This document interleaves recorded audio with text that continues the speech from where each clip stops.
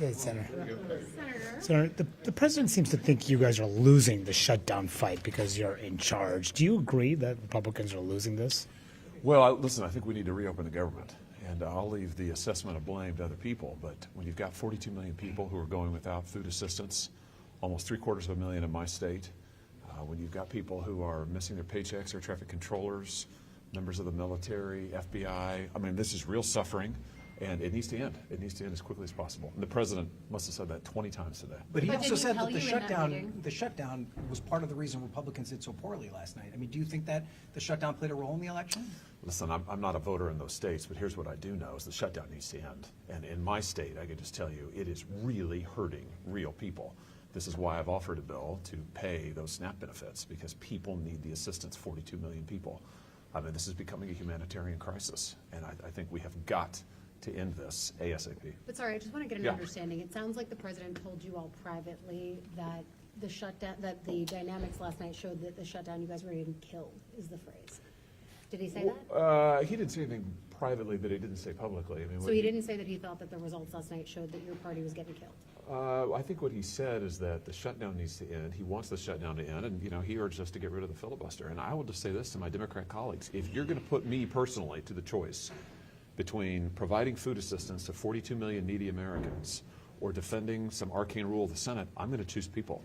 So I would just warn my Democrat colleagues, if they think they can just do this in perpetuity, we're just never going to open back up the government, we're never going to get people food assistance, we're never going to pay the military, that is not a sustainable position. And you're putting me to a choice between people and Senate rules, and I'm going to choose people on that background. Senator, politically, given that Democrats won pretty big here, despite the shutdown, do you think that they're paying a price at all for this?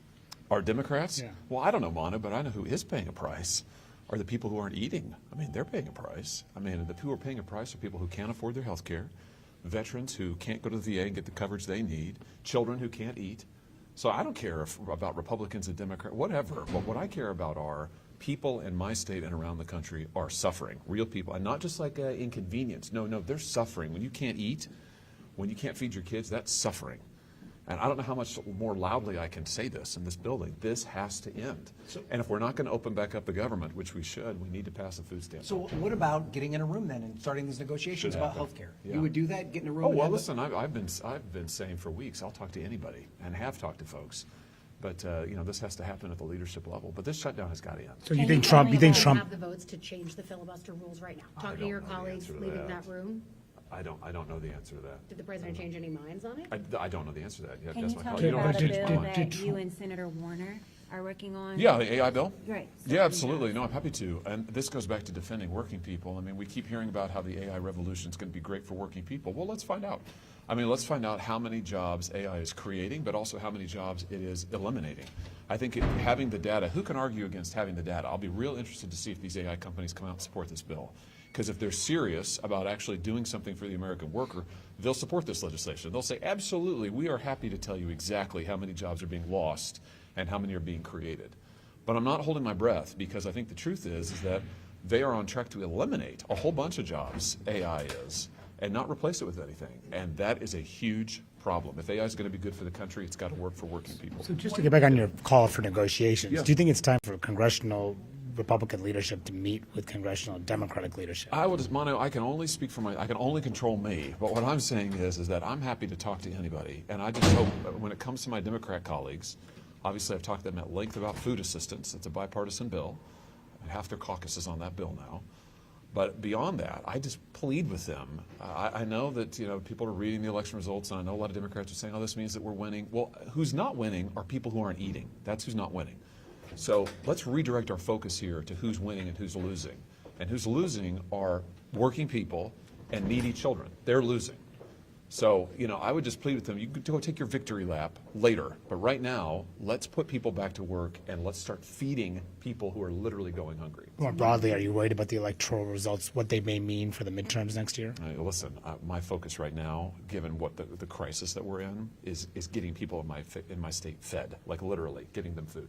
I just want to say, since I'm on that subject, food banks, churches across my state have done a phenomenal job but they cannot sustain this long term. I mean, just long term, we are going to have a crisis if people cannot eat. So Can I what is ask the, on what the is food the benefits president? piece? There's been a little bit of back and forth. The court said that the fund had to be used. They said it would be partially funded. Oh, I yeah, mean, there's been a whole back and forth. Yeah. When you hear from folks in your state, Yeah. are they able to access those benefits right now No, or I don't. not? No, I don't think so. I don't think that any. My understanding is, you want to double check me on this. Yeah. My understanding is that so far the federal government has not paid out any benefits. They just got the directive from the court to do so. And remember, they don't have enough money to pay all of it. So now Right. they've got to figure out some formula. This is why Congress needs to stop sitting around and commentating. You know, I mean, this body acts like we're like commentators on TV. No offense to y'all, but you know, it's like we need to do something.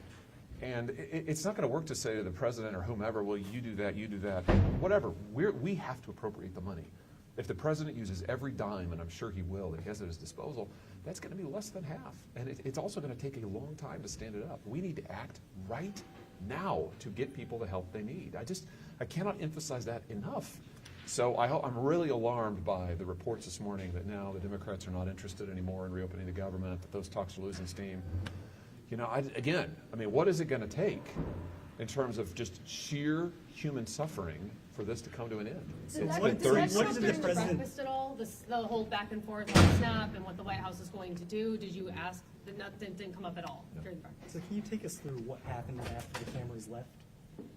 Oh, I mean, he just reiterated what he said on camera. I mean, as you know, I mean, the president does not say one thing in private and another thing in public. I mean, what he says in private, he's happy to say in public. And he said the same message. I mean, he laid it all out when the cameras were there. I mean, he wants the shutdown ended.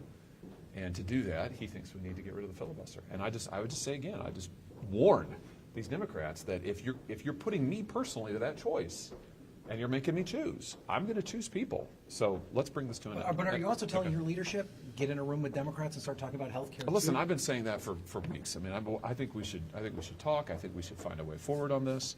But it takes two to tango here, and I'm worried that this morning I hear a lot of my Democrat colleagues now saying, well, again, we think we're winning. I mean, kind of back to Mana's question. We think that this is great for us. It's not great for anybody in the country. It's not great for people. And, you know, the politicos and the strategists and the lobbyists, like, they go celebrate and get their paychecks, and they're fine.